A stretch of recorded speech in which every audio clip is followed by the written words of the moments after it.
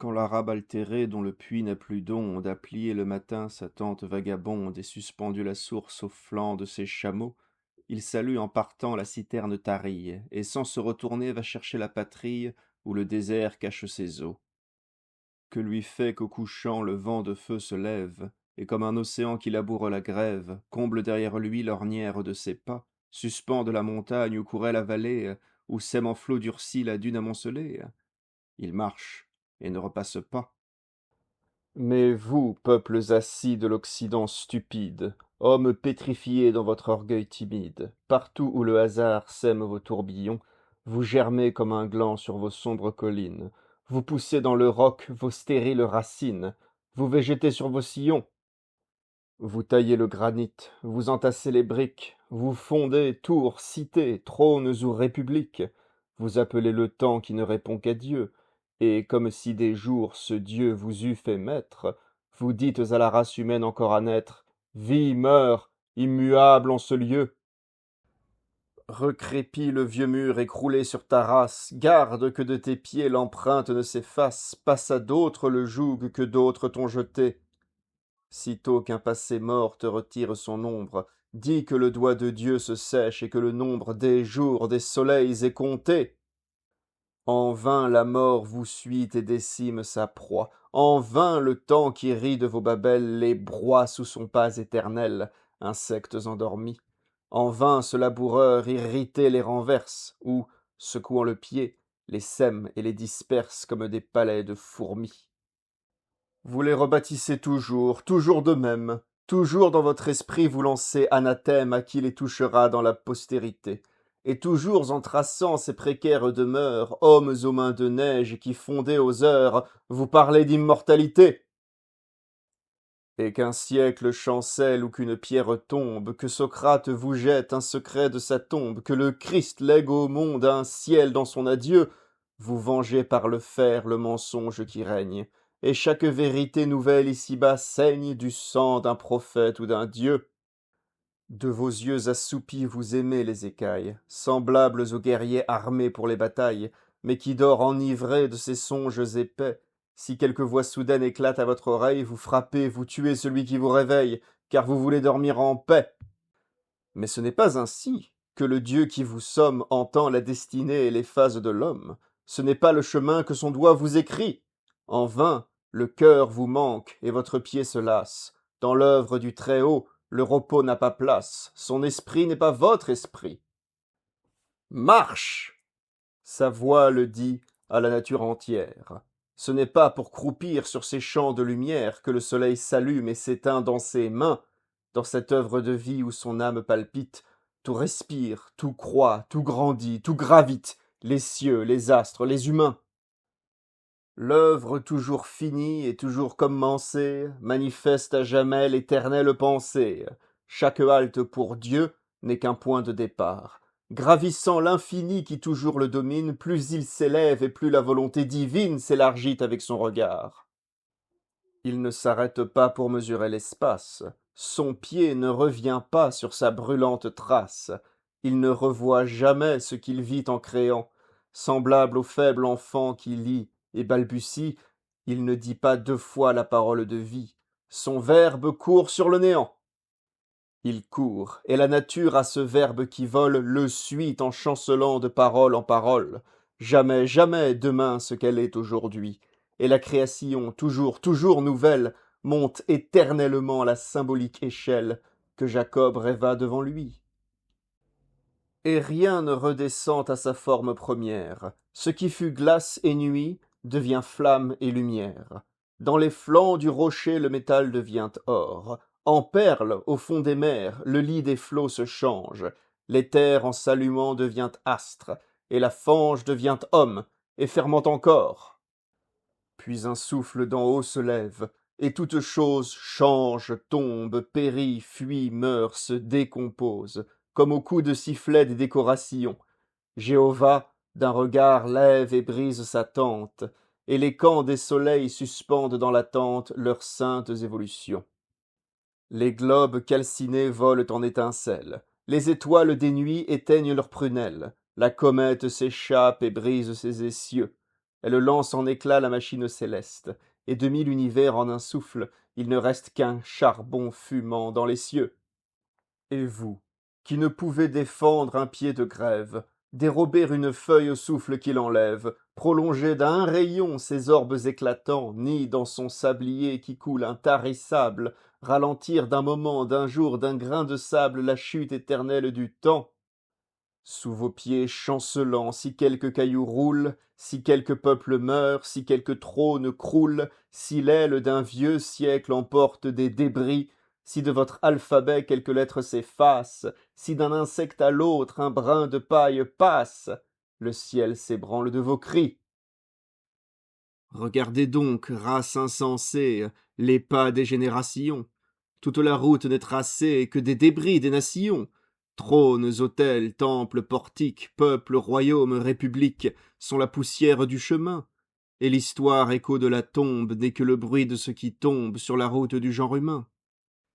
Plus vous descendez dans les âges, plus ce bruit s'élève en croissant, comme en approchant des rivages que bat le flot retentissant. Voyez passer l'esprit de l'homme, de Thèbes et de Memphis à Rome, voyageur terrible en tout lieu, partout brisant ce qu'il élève, partout de la torche ou du glaive, faisant place à l'esprit de Dieu. Il passe au milieu des tempêtes par les foudres du Sinaï, par la verge de ses prophètes, par les temples d'Adonaï. Foulant ses jougs, brisant ses maîtres, il change ses rois pour des prêtres, change ses prêtres pour des rois. Puis, broyant palais, tabernacle, il sème ses débris d'oracles avec les débris de ses lois. Déployant ses ailes rapides, il plonge au désert de Memnon. Le voilà sous les pyramides, le voici sur le Parthénon, là cachant au regard de l'homme les fondements du pouvoir comme ceux d'un temple mystérieux, là jetant au vent populaire comme le grain criblé sur l'air, les lois, les dogmes et les dieux. Là de cet assaut de paroles, il guide Alexandre au combat, l'aigle sanglant du Capitole sur le monde à son doigt s'abat, l'univers n'est plus qu'un empire. Mais déjà l'esprit se retire, et les peuples poussant un cri, comme un avis des seins d'esclaves dont on a brisé les entraves, se sauvent avec un débris. Levez-vous, Gaule et Germanie, l'heure de la vengeance est là. Des ruines, c'est le génie qui prend les rênes d'Attila. Loi, forum, dieu, faisceau, tout croule. Dans l'ornière de sang tout roule, tout s'éteint, tout fume, il fait nuit. Il fait nuit pour que l'ombre encore fasse mieux éclater l'aurore du jour où son doigt vous conduit. L'homme se tourne à cette flamme et revit en la regardant. Charlemagne en fait la grande âme dont il anime l'Occident. Il meurt, son colosse d'empire en lambeaux vivants se déchire, comme un vaste et pesant manteau fait pour les robustes épaules qui portaient le Rhin et les Gaules, et l'esprit reprend son marteau. De ces nations mutilées, 100 peuples naissent sous ses pas, races barbares et mêlées que leur mère ne connaît pas.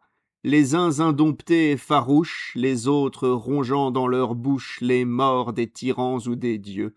Mais l'esprit, par diverses routes, à son tour leur assigne à toutes un rendez-vous mystérieux.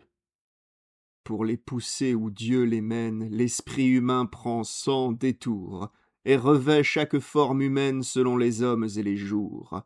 Ici, conquérant, il balaie les vieux peuples comme livrets. Là, sublime navigateur, l'instinct d'une immense conquête lui fait chercher dans la tempête un monde à travers l'équateur. Tantôt il coule la pensée en bronze palpable et vivant, et la parole retracée court et brise comme le vent. Tantôt, pour mettre un siècle en poudre, il éclate comme la foudre, dans un mot de feu, liberté. Puis, dégoûté de son ouvrage, d'un mot qui tonne davantage, il réveille l'humanité. Et tout se fond, croule ou chancelle, et comme un flot du flot chassé, le temps sur le temps s'amoncelle, et le présent sur le passé. Et sur ce sable où tout s'enfonce, quoi donc, ô mortels, vous annonce l'immuable que vous cherchez? Je ne vois que poussière et lutte, je n'entends que l'immense chute du temps qui tombe et dit « Marchez !» Marchez ! L'humanité ne vit pas d'une idée, elle éteint chaque soir celle qui l'a guidée. elle en allume une autre à l'immortel flambeau. Comme ces morts vêtus de leur parure immonde, les générations emportent de ce monde leurs vêtements dans le tombeau. Là, c'est leur Dieu. Ici, les mœurs de leurs ancêtres, le glaive des tyrans, l'amulette des prêtres, vieux lambeaux, vils haillons de cultes ou de lois. Et quand après 1000 ans, dans leurs caveaux on fouille, on est surpris de voir la risible dépouille de ce qui fut l'homme autrefois. Robes, toge, turban, tunique, pourpre, bure, sceptre, glaive, faisceau, hache, houlette, armure, symboles vermoulus fondent sous votre main, tour à tour au plus fort, au plus fourbe, au plus digne, et vous vous demandez vainement sous quel signe monte ou baisse le genre humain. Sous le vôtre, ô chrétiens, l'homme en qui Dieu travaille change éternellement de formes et de tailles. Géant de l'avenir à grandir destiné, il use en vieillissant ses vieux vêtements, comme des membres élargis font éclater sur l'homme les langes où l'enfant est né. L'humanité n'est pas le bœuf à courte haleine qui creuse à pas égaux son sillon dans la plaine et revient ruminer sur son sillon pareil.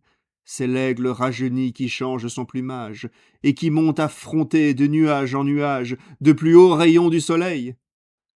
Enfants de 6000 ans, qu'un peu de bruit étonne, ne vous troublez donc pas d'un mot nouveau qui tonne, d'un empire éboulé, d'un siècle qui s'en va.